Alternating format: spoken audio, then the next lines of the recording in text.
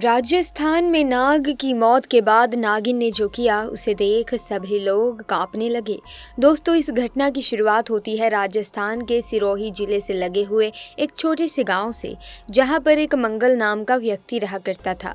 मंगल बहुत ही गरीब इंसान था। उसके पास कुछ गायें थी और कुछ बकरियां भी थी। उन्हें चराता और उनका दूध बेचकर अपने पूरे परिवार का पालन पोषण करता।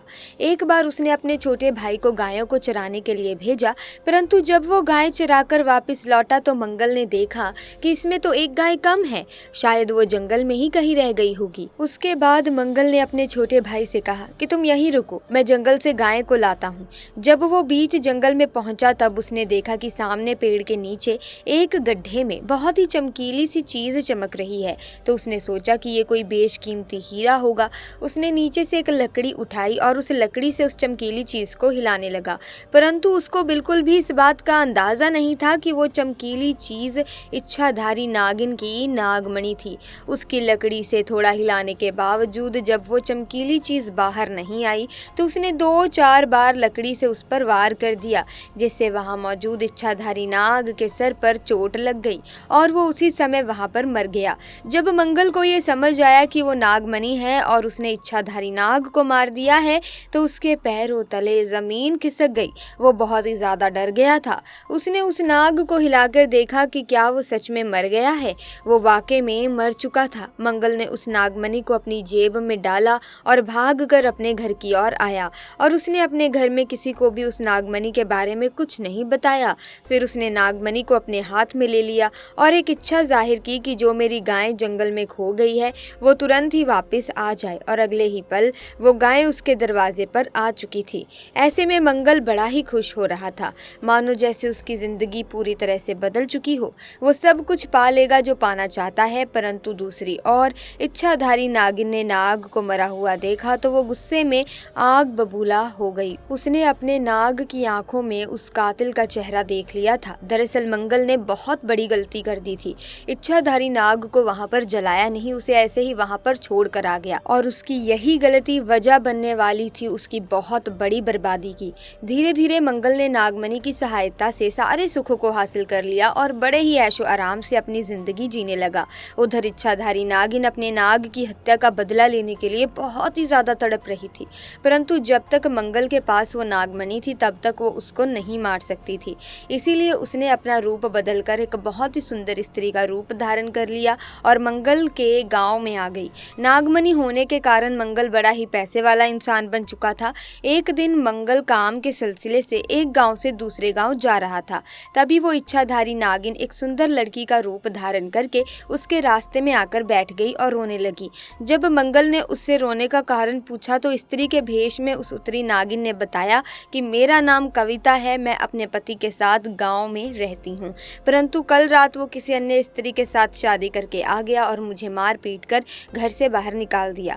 उस नागिन की झूठी कहानी सुन मंगल को उस पर तरस आ गया। अब क्योंकि मंगल उस स्त्री की सच्चाई से अनजान था तो उस पर तरस कर उसने उसकी मदद करने की सोची, और साथ ही उसकी सुंदरता से मंगल बहुत ही आकर्षित हुआ। वो उसे अपने साथ घर ले आया। धीरे धीरे नागिन और मंगल में दोस्ती शुरू हो गई। वो दोस्ती इतनी गहरी होती चली गई कि मंगल को पता ही नहीं चला कि कब वो उस स्त्री के प्यार में फंस चुका है। एक दिन मंगल और कविता घूमने गए। एक जगह पर बैठकर कविता ने पूछा कि ये तुमने गले में क्या पहन रखा है?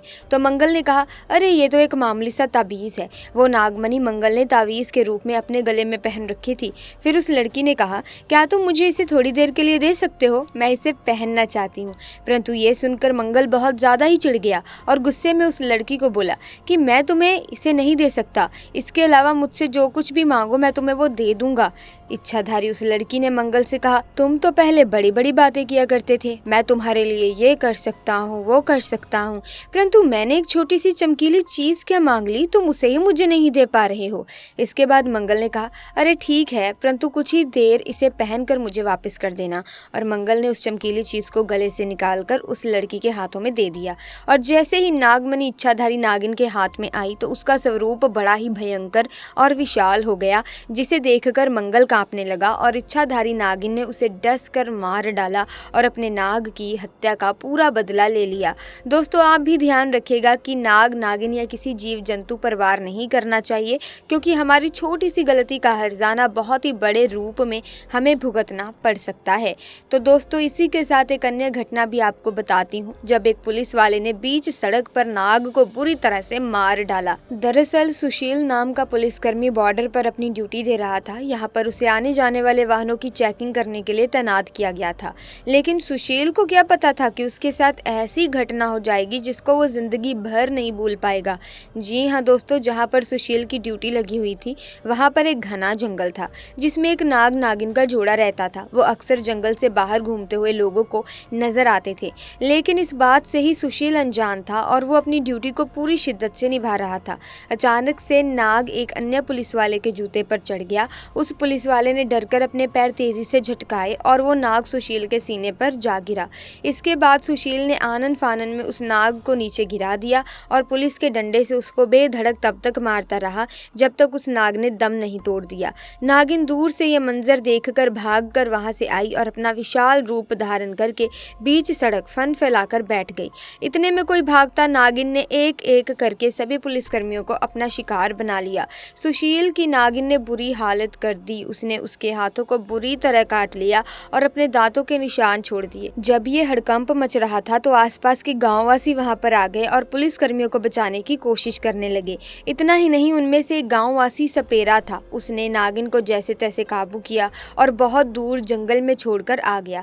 नागिन का भयानक आतंक देखकर लोगों ने समय रहते ही पुलिसकर्मियों को अस्पताल पहुंचाया। राहत की बात यह रही कि उनमें से एक भी पुलिसकर्मी को अपनी जान नहीं गंवानी पड़ी, लेकिन सुशील के लिए वो जख्म पूरी जिंदगी के लिए यादगार रह गया। सुशील बताते हैं कि आज भी वो नागिन उनके सपने में आती है और उन्हें काटने का वैसा ही दर्द महसूस कराती है। सुशील का मानना है कि शायद ये नागिन अपने नाग का बदला लेने के लिए ऐसा कर रही थी। अभी भी उसका मकसद पूरा नहीं हुआ है। इस हादसे से डरकर अब सुशील ने पुलिस की नौकरी से इस्तीफा दे दिया और वो वहां से कहीं दूर चले गए। दोस्तों आमतौर पर सांप को मारने के संबंध में अक्सर कई लोग कहने लगते हैं कि मत मारो, इन्हें भगा दो या जाने दो। दरअसल इसके पीछे भारतीय अध्यात्म और दर्शन का ज्ञान छुपा है। भारतीय दर्शन में कहा गया है कि जीने का हक सभी को है, इसीलिए किसी जीव की हत्या नहीं करनी चाहिए। लेकिन ज्योतिष इससे एक कदम और आगे जाकर इसकी व्याख्या करता है। ज्योतिष शास्त्र के अनुसार सर्प को मारने से सर्पदोष, पितृदोष लगता है। इन दोषों की वजह से जीवन में कई तरह की परेशानियां, कार्यों में बाधा और संतान संबंधी विषयों में कष्ट मिलता है। बहुत से लोगों की जन्मपत्री में काल सर्पदोष और पितृदोष होने की स्थिति में भी यही कारण बताया गया है कि व्यक्ति ने पूर्व जन्म में सर्प मारने का अपराध किया होगा। सो प्यारे दोस्तों, आज की वीडियो में बस इतना ही। मुझे पूरी उम्मीद है कि आज की ये घटना आपको काफी रोचक और काफी इंटरेस्टिंग लगी होगी। अगर हाँ तो आप इस वीडियो को लाइक करें, शेयर करें और इसी के साथ भगवान भोले के सच्चे भक्त कमेंट सेक्शन में हर हर महादेव जरूर लिखें, ताकि भगवान शिव की कृपा और आशीर्वाद आप पर और आपके परिवार पर सदैव बना रहे। इसी के साथ इसी तरह की और वीडियोस आप देखना चाहते हैं तो हमारे चैनल को सब्सक्राइब करके बेल आइकन को प्रेस कीजिए, ताकि आने वाली तमाम नए वीडियोस की अपडेट आपको समय समय पर मिलती रहे। जल्दी मिलेंगे किसी अन्य वीडियो में नई घटना के साथ। तब तक के लिए आपका बहुत बहुत धन्यवाद।